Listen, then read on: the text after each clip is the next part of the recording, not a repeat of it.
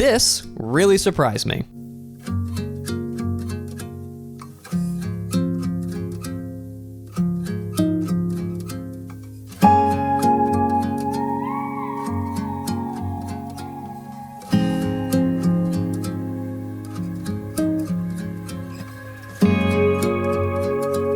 In a continued effort to make my life harder, I shot a wedding with a Fujifilm GFX 50S2 in the year of our Lord 2025. This past weekend, I traveled up to the East Coast to photograph a beautiful wedding, and instead of bringing my extremely capable Sony A7iv, I wanted to really cripple myself by using a digital medium format camera with only vintage lenses, meaning I even gave up autofocus in order to try to force a camera into a box it was never intended to be put in. I did bring along my Fujifilm XT5 with all of my autofocus prime lenses for the most important and fast moments, but how much did I use the GFX and how much did I use the XT5?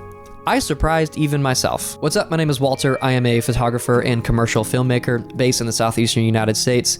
And on this channel, I am trying to put the fun back into professional photography. So before I dive deeper into how the GFX performed at a wedding, I first want to take just a minute and talk about why I even wanted to bring this camera in the first place. I've been a big fan of Fujifilm cameras for a while now, and I've made a few videos about why I still like those cameras and why I use them in professional scenarios. However, just as a disclaimer, I'm not a fanboy by any means, as I also own and regularly use Sony cameras, especially for all my video work, filming on one right now, and I also own the Nikon ZF, which I use for both professional and personal work as well. The GFX line from Fujifilm has just always interested me, as they position these cameras in like a really specific niche for only certain types of photographers, and I've wondered for years now if I could possibly fit into that niche, or like I said before, squeeze these cameras into a niche that they weren't intended to be in the first place, just to see if I can make them work. You've got the now older 50 megapixel line with the 50R, 50S, and 50S2,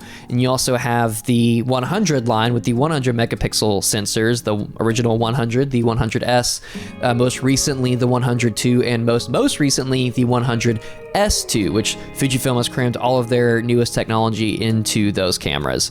But the 50 line is like kind of being abandoned by Fujifilm at this point. It's all but confirmed that they are kind of letting the 50 megapixel GFX cameras laying them down to rest, basically. The 50S2 came out in September of 2021, which is now almost 4 years ago, and they've released 3 more GFX cameras since then, including the RF, which is a fixed lens 100 megapixel camera. And so by all measures, by all rumors and possible news that could be about a 50 megapixel camera coming out again, it just doesn't seem like they're going to do it. And I think that's a real shame, because I should be living proof that there would still be a very strong market for a new 50S3 or a 50R2 or something like that. Because it's really that 50 megapixels that convinced me to finally try a GFX camera. I really have no interest in the massive files or cropping capability or dynamic range or whatever else that you get out of one of those, like a 102 or 100S2. It would just be insane overkill for my wedding photography, in my opinion, or at least for like my style of wedding photography. I'm very documentary style, meaning I'm shooting lots of just moments throughout a wedding day, not worried about like setting things up exactly right or taking my time with like highly directed portrait or detail setups. Not that there's anything wrong with any of that, that's just not my personal style. I like to capture things as they are, very naturally and organically, so I don't need all the power that comes with a 100 megapixel camera. And since I'm wanting to use manual focus vintage lenses, I don't really need the better autofocus that you get on the 100S, 102, or 100S2. So for this wedding and for my first GFX experience, I decided to try out the slightly older 50S2. And really, I don't need all the power and resolution that comes with any GFX camera, but here we are. I really love my Fujifilm XT5, but I often find myself wishing I was able to get all the Fujifilm colors in the character that I love, but with a little more detail thrown in there. And as I'm using those vintage lenses on my XT5, which I made a whole video about that as well if you want to want to check that out. There are a few compromises to using these lenses on a crop sensor camera, even if you're using a speed booster like I am. So being able to put these lenses on a camera with bigger than full frame sensor gives me the full power of these lenses and even a little bit more, which we'll talk about later in the video. But really the main reason I wanted to try out this camera is because my curiosity finally just got the better of me, and I just had to see what digital medium format is all about. Real quick before we keep going, I'd like to try to pay a few bills here. I'm a small channel with 0 sponsors, but I'd like to keep making fun videos on this channel, so if you'd like to support me further and you also love the colors I'm getting out of my photos, then I'd like to introduce you to my Fujifilm preset pack. While I do edit all of my Fujifilm photos with the film simulation profiles in Lightroom, I also do regularly shoot on non-Fujifilm cameras, and I've made my own presets to make my colors from those cameras better match my Fuji colors. The Fujifilm preset pack is not intended to fully replicate those Fuji colors, but instead are inspired by them. So in the Fujifilm preset pack, you will find my own versions of Astia, Acros, Chrome, Superia, and Superia Light, as well as Fujifilm Simple, which is just like kind of a base color grade for you to work with. That's 6 handcrafted presets that I made myself and have actually been personally using for a long time on my own photos. And so I decided to just finally let them out into the world for other people to use as well if you are interested in such a thing. And you can buy the whole pack for only $15 if you use the discount code that's in the description of this video, which is where you will also find the link to actually purchase the preset pack. You could also download the Fujifilm Chrome preset on its own entirely for free as my gift to you. If you just want to try Chrome and then you want to buy the rest of the pack afterward because you like it, you can absolutely do that. I'd appreciate the support. Or you can just download Chrome and for free, and then you'll go on about your merry way, forget all about me. That doesn't bother me one bit. Again, it's my gift to you. Okay, let's go back to the video. Now let's talk about my first impressions with build quality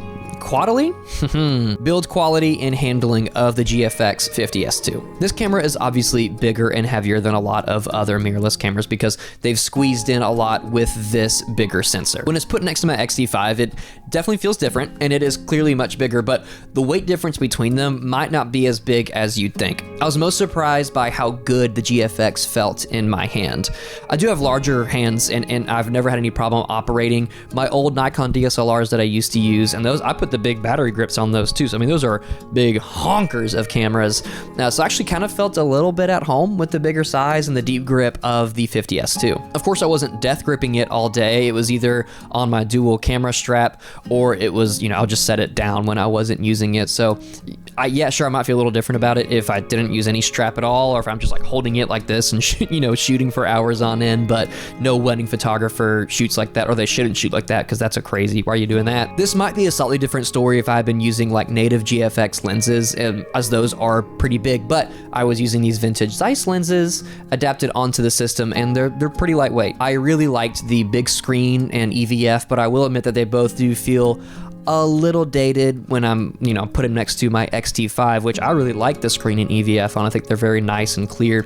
It's not a bad screen in EVF on the 50S2, but it is clearly just a few years older than the technology that we have today. I still found it very usable. I was able to nab focus very easily on, with using red focus peaking. I thought that was very fine on the screen or the EVF, but again, just a little bit lower resolution than on a more modern camera. And the last thing I really liked about the body of the camera is that always-on LED display on the top. It allowed me to see all my settings at all times, even if the camera was turned off. The whole package just looked very good, and it felt good to shoot on. So I didn't really have any complaints about the handling or the body style of the GFX 50S2. Now, before I get to image quality, I do want to touch on the overall shooting experience really quick, because really quick is not a phrase I would use to describe the 50S2, and that shouldn't be news to anybody who's even at least a little bit familiar with what the medium format cameras from Fujifilm are all about. So going into the whole experience, I obviously knew that the camera was going to be slower and I might have to adapt a little bit to it. I was expecting to use the camera for like maybe 50% of the day,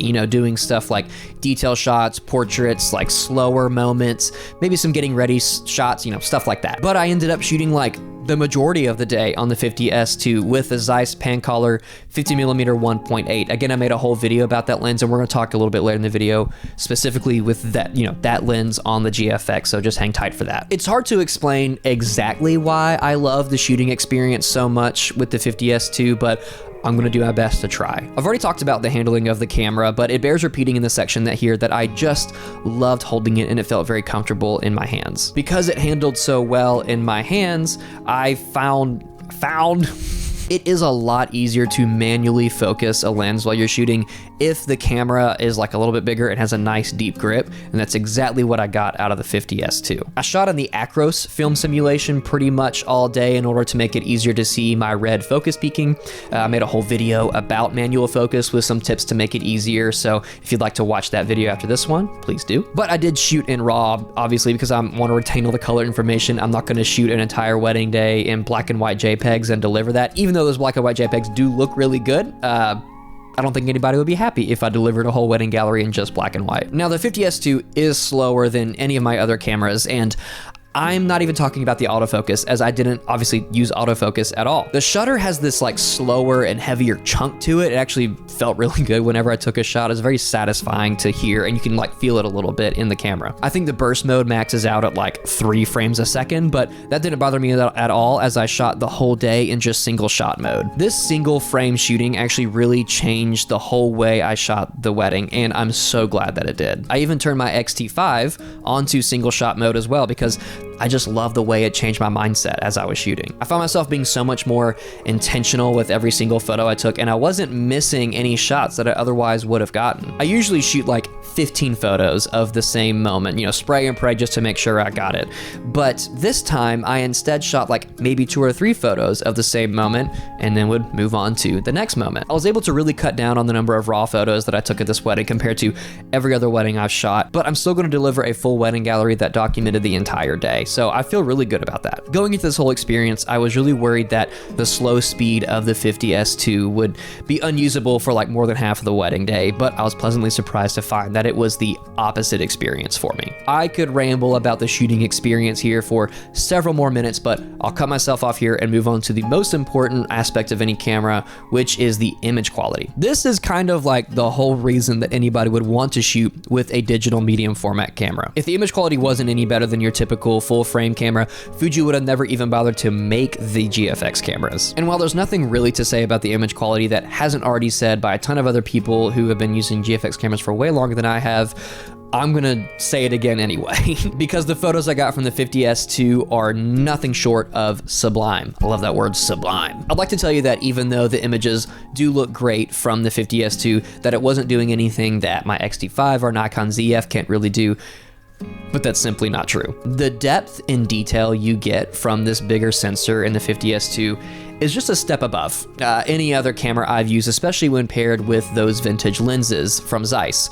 Again, hang tight, we're gonna talk about those lenses next. There's just this special subject separation, focus roll-off, highlight roll-off that I got with all these files compared to my other cameras that I have, and I know it's because of that big, beautiful sensor inside the 50S2. I'm really glad I opted for the 50S2 instead of one of the 100 megapixel cameras, as 50 megapixels proved to be more than enough for what I was looking for, and I think anything more than that would have just been overkill and more hassle than it was worth. Now, throughout this video, you've been seeing a bunch of photos that I took on the 50S2, and even with the compression from YouTube, hopefully you're able to see how great the image quality is from this camera. You can see that subject separation, that focus roll-off, the highlight roll-off, all of that good stuff. To round this video off, let me talk about the lenses I brought with me to use on the 50S2. I didn't have any first-party autofocus lenses with this camera. I could have rented any of them if I wanted to, but I decided not to because I really wanted to use them with these vintage lenses that I've come to love a lot. So my entire experience with digital medium format so far is just with these two vintage Zeiss lenses, the 35mm 2.4 Flectagon from Zeiss,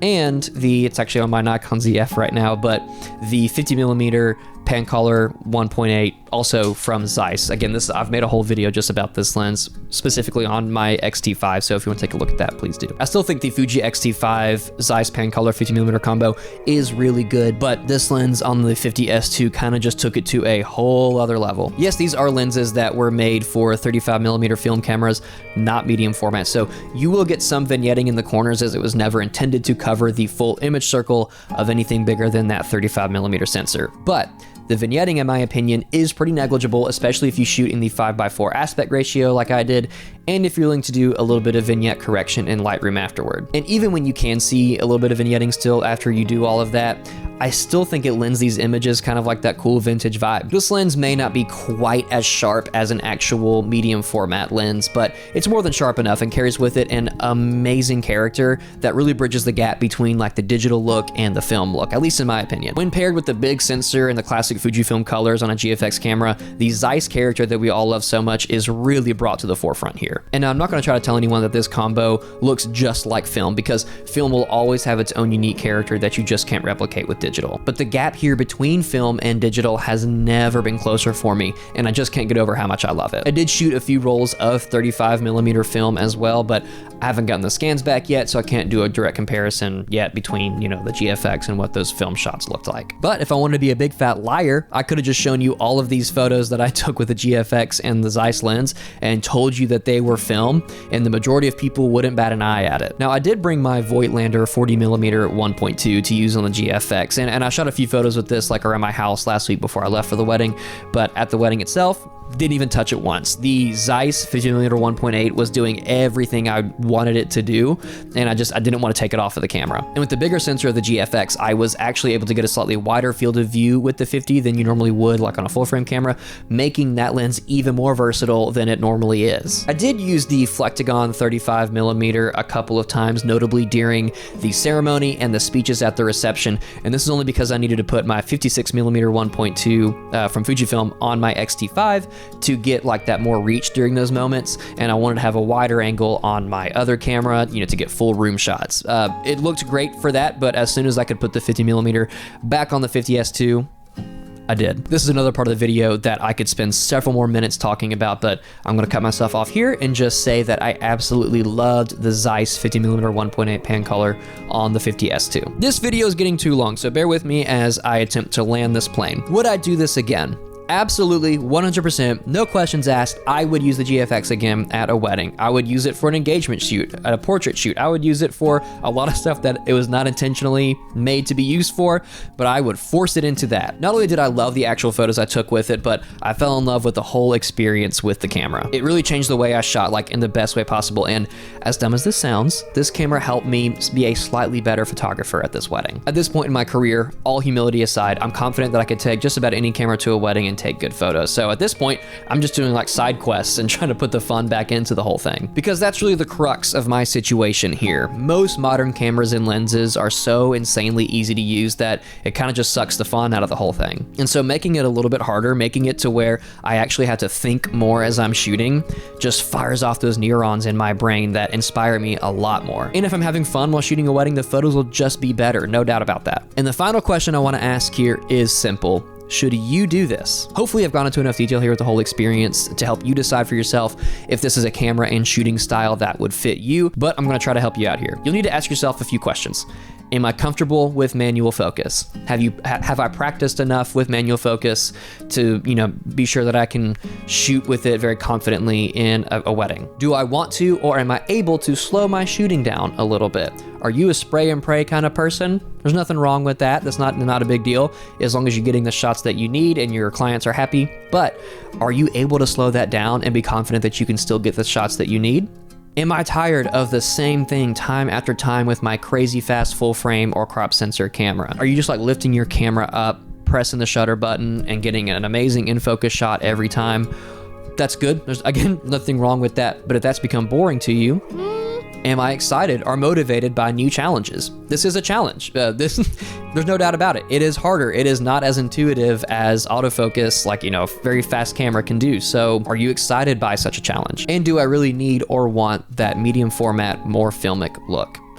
If you answered yes to at least half those questions, that might be worth trying out. Okay, I'm finally done. Thank you so much for sticking with me as I attempted to present all of my thoughts in like a semi-understandable presentation here.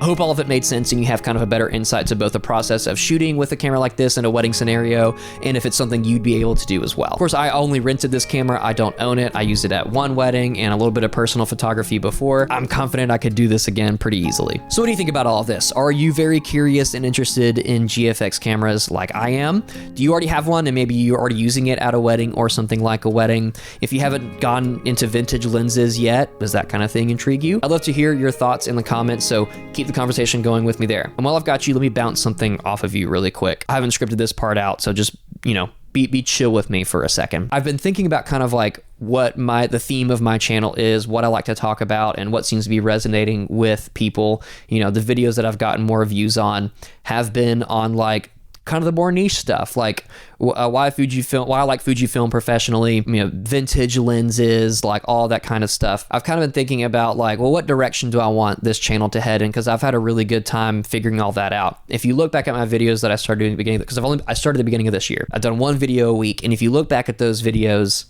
you'll see that you'll see that kind of progression from, you know, 6 months ago to now, as I've kind of gotten better at several different things when it comes to making YouTube videos. And kind of where I've landed on is that there's this, if you want your YouTube videos to do well and you want them to find the audience that you intend them for, you need to find that intersection between what you enjoy talking about, what you enjoy making videos about, and then what people are looking to watch. Okay, so you know, if you're making videos, you want to live right here in the middle. And I think what I found so far is that I could get specific with it and say that my niche is like maybe Fujifilm, manual vintage lenses on Fujifilm, the film look, like, you know, whatever. But I think that is maybe a little too specific, or maybe it doesn't accurately describe what I'm trying to do here, because kind of my personal journey with photography, as I do it professionally and for a living, has also progressed into kind of what, you know, why I wanted to use the GFX camera, which is putting the fun back into professional photography. If you're watching this and you're a professional photographer, you make a living from it, or you make any kind of money from it at all, you know, you started doing photography because it's fun, because you get enjoyment, fulfillment, purpose, whatever from it. And then if you're anything like me, been doing it for a while, that'll eventually lose its luster a little bit. And now you're like, oh, I started doing this because it was fun, and now that I'll rely on it for a source of income, I've lost a little bit of that fun. Now I see it as too much of a job. And that's natural. Like, everybody's that, I've gone through that. I still feel that sometimes.